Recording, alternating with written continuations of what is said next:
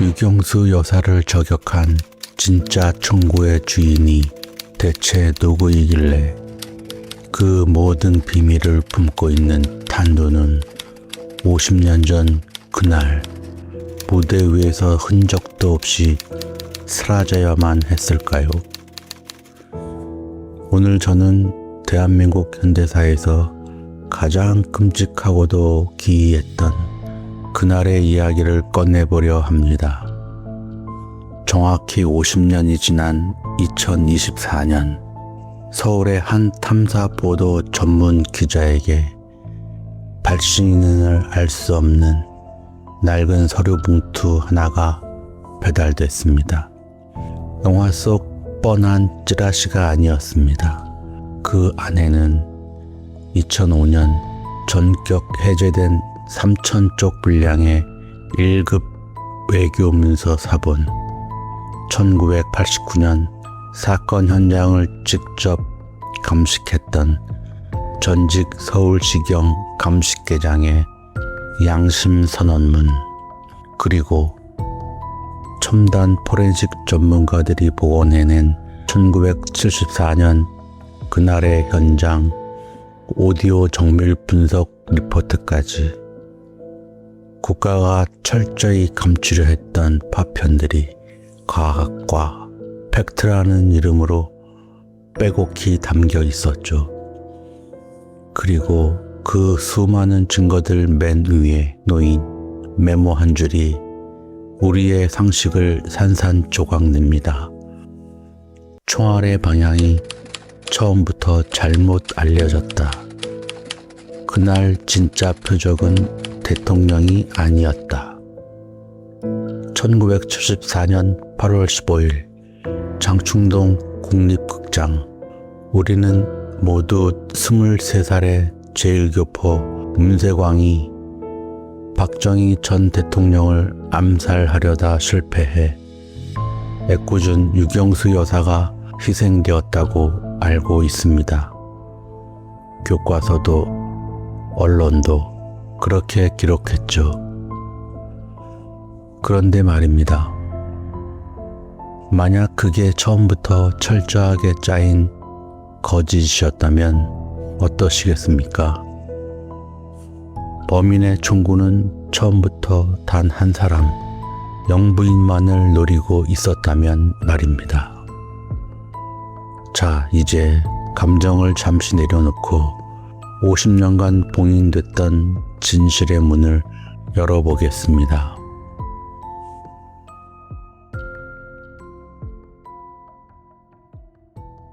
(1974년 8월 15일) 오전 10시 23분 박정희 대통령이 조국 통일은 반드시 평화적인 방법으로 이루어져야 합니다. 라며 경축사를 읽어 내려가던 그 순간이었습니다. 탕! 둔탁한 첫 번째 총성이 극장 안을 찢었습니다. 객석 맨 뒷자리에서 문세광이 긴장한 나머지 권총을 뽑다 자기 허벅지를 쏜 첫 오발탄이었습니다. 피를 흘리며 통로를 달려나온 문세광은 연단을 향해 미친 듯이 방아쇠를 당겼습니다. 그리고 불과 5, 6초 뒤 단상 위에 고운 연두색 한복을 입고 앉아 계시던 우리의 국모 유경수 여사께서 우측 머리에 총탄을 맞고 피를 흘리며 쓰러지십니다. 이 끔찍한 장면은 전국에 생중계되었고 온 국민은 충격과 슬픔에 오열했습니다. 이 아비규환 속에서 합창단원으로 무대에 섰던 17세 여고생 장봉화 양도 억울하게 목숨을 잃었습니다. 사건 직후 정부는 북한의 지령을 받은 문세광의 단독 범행이라며 수사를 속전속결로 마무리 지었습니다. 그런데 봉투 속에 담긴 첨단 포렌식 틈의 분석 결과와 전문가들의 증언을 대조해보면 상식으로는 도저히 납득할 수 없는 기묘한 과학적 모순들이 쏟아집니다. 문세광이 훔쳐온 권총은 스미스 앤 웨슨 389경 딱 5발이 들어가는 리볼버였습니다. 그중 한 발은 불발, 한 발은 자기 허벅지, 즉 그가 현장에서 쏠 수 있었던 유효 총알은 단 3발 뿐이었습니다.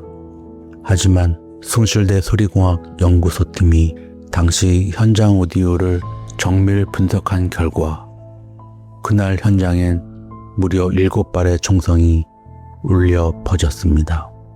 포렌식 전문가들이 정확한 대목은 바로 시간입니다. 육 여사님이 쓰러지기 직전 울린 2발의 총성 간격은 불과 0.17초 차이였습니다. 아무리 훈련된 저격수라도 리볼버 권총의 방아쇠를 손가락 하나로 0.17초 만에 2번 당길 수는 없습니다. 이건 물리학적으로 현장에 문세광 말고도 총을 쏜 보이지 않는 제3의 사수가 있었다는 명백한 증거입니다. 결정적으로 1989년 당시 서울시경 감식계장 이건우 경감은 양심선언을 통해 이렇게 폭로했습니다. 탄흔을 분석해보니 문세광의 4번째 총알은 유교사가 아니라 천장에 맞았다고요. 게다가 문세광은 객석 왼쪽 통로를 뛰며 총을 쐈는데 부검결과 여사님을 관통한 총알은 정반대 방향인 무대 오른쪽 측면에서 날아왔습니다. 총알이 공중에서 유턴이라도 한 걸까요? 아니면 무대 오른쪽 어둠 속에 누군가가 숨어서 여사님을 겨누고 있었던 걸까요? 이 어마어마한 비극 앞에서 대한민국 최고 엘리트 집단이어야 할 청와대 경호실의 형태를 보면 그야말로 아연 실색할 수밖에 없습니다. 먼저 문세광이라는 이 23살짜리 청년은 무적의 투명인간이라도 됐던 걸까요? 그는 속을 파낸 트랜지스터 라디오에 권총을 숨겨 김포공항 검색대를 유유히 통과했습니다. 행사 당일엔 당시 아파트 한 채값과 맞먹던 외제차 포드 20M을 타고 귀빈 행사를 하며 필수 입장권인 비표도 없이 3호만 국립극장 정문을 프리패스했습니다. 심지어 당시 경호과장이 이례적으로 대통령 도착 5분 전까지는 비표가 없어도 통과시키고 몸수색도 하지 말라는 지시를 내렸다는 증언까지 나왔습니다. 사고가 터진 직후의 현장은 더 참담합니다. 당시 경호실장이었던 일명 피스톨박 박종규, 맹장 중에 맹장이라 불리던 그조차 허둥지둥 권총을 꺼내다 바닥에 떨어뜨리는 기막힌 실수를 저지릅니다. 더 비극적인 건 무대 위에 있던 경호원 하나가 공범이 있는 줄 착각하고 관객석을 향해 무턱대고 대응 사격을 해버린 겁니다. 이 오발탄에 합창단석에 있던 17세 여고생 장봉화 양이 억울하게 목숨을 잃고 맙니다. 경호실은 이 끔찍한 실수를 덮기 위해 장량도 문세광이 죽인 것으로 기록을 둔갑시켰죠. 그리고 이 거대한 미스터리를 풀어줄 유일한 열쇠는 딱 하나, 여사님의 머리를 관통한 탄두를 찾아 어떤 총에서 발사됐는지 확인하는 겁니다. 그런데 여러분, 여기서 법률수사 역사상 가장 황당한 일이 벌어집니다. 사건 직후 경찰 감식반이 현장에 도착하기도 전에 청와대 경호실 요원들이 나타나 극장 바닥에 떨어져 있던 탄두들을 빗자루로 싹 쓸어와 버린 겁니다. 국립극장 직원은 어젯밤 청와대 경호실에서 다 쓸어갔어요 라고 증언했죠. 경찰이 사흘 뒤에야 무대 구석에서 총알 하나를 뒤늦게 찾아내 국과수에 넘겼지만 감정 결과 그 총알은 문세광의 권총에서 발사되지 않은 것이었습니다. 결국 가장 중요한 윤여사님을 마친 그 결정적 탄두는 끝내 감정조차 이루어지지 않은 채 증거 목록에서 감쪽같이 증발해 버렸습니다. 이뿐만이 아닙니다. 수사 타임라인을 보면 마치 미리 써둔 각본을 보는 것 같습니다. 현장에서 체포된 문세광은 남산중앙정보부 지하에서 입을 굳게 다물고 묵비권을 행사하고 있었습니다. 공식 기록상 그가 입을 열고 조청년의 지시를 받았다고 배우를 자백한 건 사건 다음 날인 8월 16일 밤이었습니다. 그런데 기가 막히게도 8월 16일 아침 조간신문에 이미 북한의 지령 조청년 배우라는 수사 결과가 토시 하나 틀리지 않고 대서특별되어 배달됩니다. 범인이 자백하기도 전에 수사 결과가 신문에 먼저 실렸다? 이것은 무엇을 의미할까요? 결론이 처음부터 정해져 있었다는 것 아닐까요? 자, 그렇다면 가장 근본적이고 무서운 질문을 던져보겠습니다. 대체 왜 하필 대통령이 아닌 유경수 여사였을까요? 사람들은 문세광이 당황해서 조준에 실패했다고 말합니다. 하지만 포렌식 팀과 전문가들은 말합니다. 문세광의 첫 번째 총알은 실수로 빗나간 게 아니라 처음부터 각도를 정밀하게 틀어 대통령을 의도적으로 비껴 쏘았다고요. 그는 처음부터 영부인을 노렸다는 겁니다. 우리가 기억하는 유경수 여사님은 가장 낮은 곳에 있는 한센병 환자들의 피고름 난 손을 맨손으로 잡고 눈물을 흘려주시던 자애로운 어머니였습니다. 하지만 당시 유신체제의 철권 통치를 휘두르던 청와대 내부 실세들의 눈에 유 여사는 전혀 다른 존재였습니다. 여기서 우리는 당시 무소불위의 권력을 휘두르던 한 기관과 그 정점에 있던 인물을 짚고 넘어가야 합니다. 바로 나는 새도 떨어뜨린다던 중앙정보부, 그리고 그 수장이었던 이후락입니다. 이후락. 그는 박정희 정권의 최고 실세이자 제2인자로 세간에서는 그를 제갈조조라 불렀습니다. 제갈량의 머리와 조조의 간교함을 합쳤다는 뜻이죠. 1972년 그는 목숨을 걸고 평양에 잠입해 김일성을 만나 7.4 남북 공동성명을 이끌어내며 권력의 절정에 달했습니다. 하지만 이 거대한 권력은 1973년 8월 8일 도쿄 한복판에서 벌어진 초유의 사태, 바로 김대중 납치 사건으로 치명상을 입습니다. 중앙정보부 요원들이 일본 영토에서 야당 지도자를 납치한 이 사건은 국제적인 외교 스캔들로 비화되었고, 결국 이후락은 이 사건의 책임을 지고 1973년 말 권력의 뒤안길로 쫓겨나듯 물러나게 됩니다. 이후락이 물러나고 코너에 몰린 박정희 정권에게 1974년은 최악의 위기였습니다. 미국과 일본의 압박, 그리고 유신 반대 시위가 들끓었죠. 그리고 2010년 미국 국립문서보관소에서 해제된 CIA 기밀보고서가 이 세상에 나오며 충격적인 사실이 밝혀집니다. 이 보고서에는 북한이 박 정권에 타격을 주기 위해 기획한 작전명 카네이션, 육 여사님이 가장 좋아하시던 꽃이었습니다. 보고서는 이렇게 말합니다. 지도자를 죽이면 순교자가 되지만 사랑하는 아내를 죽이면 그는 평생 고통 속에 살게 되며 결국 판단력을 잃고 정권이 무너질 것이다.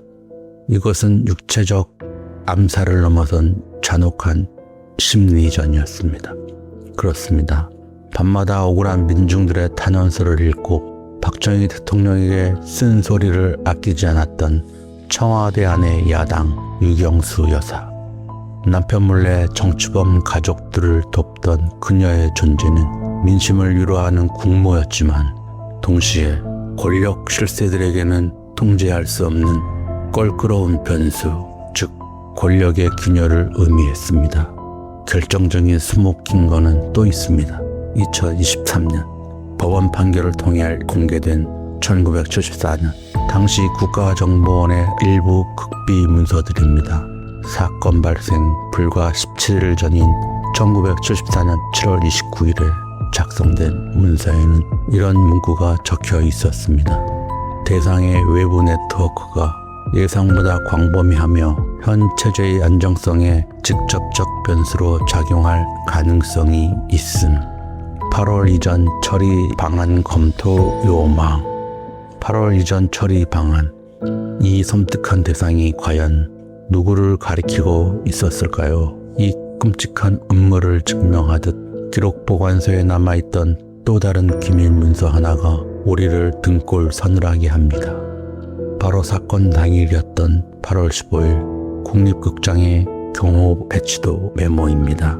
이 메모에는 무대 오른쪽 통로 의료사를 관통한 총알이 날아온 것으로 추정되는 바로 그 방향의 경호원 2명을 행사 직전 갑자기 교체하라는 지시가 적혀 있었습니다. 그런데 여러분, 이 문서를 확인한 전문가들은 경악을 금치 못했습니다. 훗날 밝혀진 바에 따르면 이 변경을 최종 승인한 책임자의 서명란이 칼로 정교하게 도려내어져 있었던 겁니다. 글씨를 지운 게 아니라 아예 종이 자체를 오려냈습니다. 더욱 소름 돋는 것은 감식 결과 이 가위질이 사건 직후가 아니라 박정희 대통령이 서거한 후인 1980년대 이후에 이루어졌다는 포렌식 결과까지 나왔죠. 수십 년이 지나서까지 역사에서 통째로 이름을 지워버려야만 했던 그자는 과연 누구였을까요? 그 거대한 공작의 배우는 대체 누구였을까요? 그리고 당시 그 무대 오른쪽에서 경호를 서다 번쩍이는 성광을 보았다고 말했던 한 경비요원은 상부로부터 넌 아무것도 못 본 거다라는 명령을 받습니다. 그리고 놀랍게도 그는 훗날 31살이라는 젊은 나이에 원인 모를 심장마비로 돌연사하며 영원한 침묵 속에 빠집니다. 그렇다면 훗날 방아쇠를 당겼던 23살의 문세광은 어떻게 되었을까요? 그는 감옥 안에서도 교도관에게 자신이 독재자를 쓴 구국의 영웅이 되어 모범수로 몇 년 살면 일본으로 돌아갈 수 있다고 호언장담했습니다. 누군가 그에게 영웅이 되어 풀려날 거라는 헛된 약속을 했던 거겠죠. 하지만 그는 대법원 확정 판결 단 사흘 뒤 사건 발생 불과 128일 만에 형장으로 끌려갑니다. 교수대 밧줄 앞에 서고 나서야 자신이 철저히 버려진 소모품이었음을 깨달은 23살의 청년. 그는 뼈저린 눈물을 펑펑 흘리며 이런 마지막 유언을 남깁니다. 나는 바보였습니다. 아이스라. 저놈들에게 완벽하게 속았습니다. 끝내 그 저놈들의 이름을 입 밖으로 내지 못한 채 그는 그렇게 역사 속으로 급히 지워졌습니다. 이 사건 직후 한일 양국과 미국은 치열한 물밑 교섭을 벌입니다. 일본은 조총련 문제로 골머리를 앓기 싫었고 미국은 동아시아 냉전의 최전선인 박정희 정권이 흔들리는 것을 원치 않았습니다. 진실을 밝히는 것보다 덮는 것이 세 나라 모두에게 이익이었던 잔혹한 시대. 결국 국모의 죽음이라는 거대한 비극은 문세광의 단독 범행이라는 깔끔한 포장지 속에 영원히 봉인되고 맙니다. 박정희 대통령은 어땠을까요? 겉으로는 슬픔을 감추고 지하철 개통식에 참석하는 냉정함을 보였지만 밤이 되면 빈소의 휘장대에서 영수야 하고 유리창이 흔들릴 정도로 대성통각을 했다고 합니다. 권력의 정점에서 아내를 지키지 못한 한 남자의 참담한 눈물이었습니다. 여러분, 이 모든 비밀의 정중앙에 있었던 남자, 박정희 정권의 어두운 그림자였던 정중앙정보부장 이후락. 그는 모든 걸 알고도 평생 입을 닫은 채 2009년 세상을 떠났습니다. 하지만 그는 죽기 전 주치의에게 자신의 비밀을 담은 봉투를 공증사무소 금고에 맡기며 섬뜩한 당부를 남겼다고 하죠. 2040년 이전에는 절대 이 봉투를 열지 마시오. 이 사건을 목격하고 기익했던 권력자들이 모두 세상을 떠나고 난 뒤 2040년, 왜 하필 그때일까요? 살아있는 누군가를 끝까지 보호하기 위해서였을까요? 아니면 이 엄청난 진실이 세상에 나오기엔 70년이라는 긴 세월이 필요했던 걸까요? 가장 어두운 곳에 홀로 따뜻한 손을 내밀었던 우리의 영원한 국모 유경수 여사, 그리고 어른들의 거대한 음모 속에서 억울하게 피지 못하고 져버린 17세 장봉화 양. 단 10초 만에 역사를 바꾼 그날의 총성뒤에는 냉정과 이념, 권력의 탐욕이 만들어낸 지독한 슬픔이 배어 있습니다. 2040년 마침내 그 굳게 닥친 금고가 열리는 날, 우리는 과연 어떤 기막힌 진실과 마주하게 될까요? 아니면 그 속엔 애초부터 아무것도 남아있지 않을까요? 어쩌면 진실이 영원히 증발해 버렸다는 그 사실이 우리에겐 가장 무서운 비극일지도 모르겠습니다. 이 미스터리는 아직 끝나지 않았습니다. 오늘 이 길고도 먹먹한 추적에 끝까지 함께 해주셔서 고맙습니다. 여러분의 가슴속에 남아있는 그날의 영부인은 어떤 모습이신가요? 영상 아래 댓글로 여러분들의 그날의 생생한 기억과 생각들을 꼭 들려주십시오. 진실은 봉인될 수 있어도 영원히 감춰질 수는 없습니다. 지금까지 서랍 속 블랙노트였습니다. 늘 건강하십시오, 여러분.